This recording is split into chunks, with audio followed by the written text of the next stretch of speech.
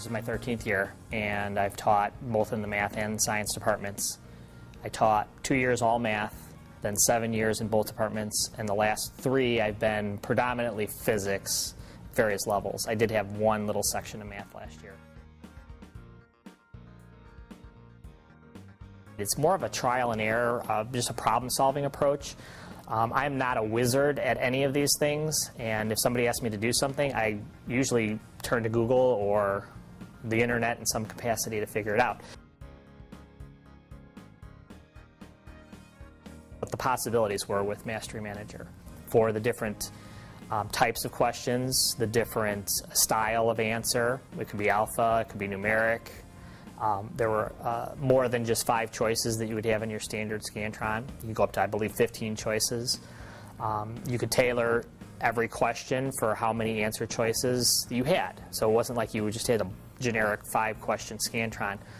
And then you had performance events. You can put in separate events that you then will enter yourself based on student written work, free response questions or essays or whatever it is you want.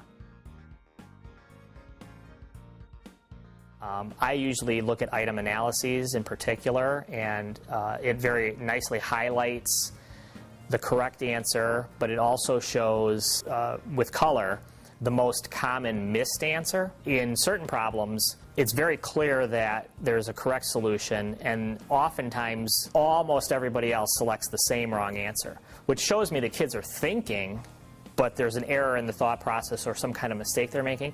Well, Mastery Manager, with those highlights, I can look at it and say, oh yeah, I can see that 40% of the kids answered incorrectly D, the other 60 got it right. Well, the fact that all the people who missed it chose D triggers into a discussion I can have in class.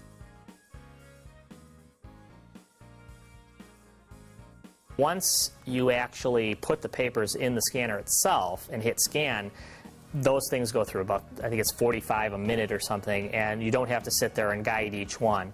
And what's also nice, particularly nice, is that you don't need to scan by section or even by teacher, because the way the Mastery Manager works with that little code that appears in the upper left-hand corner, the software knows what teacher and what class and what assessment that's going to. Actually, just get in there and just create stuff. Create a sample. If you haven't done it, just make up something and see what you can do and play around. I mean, again, that's the way I work. Some people get nervous, but it's really going to be hard to break that system. I mean, it's not.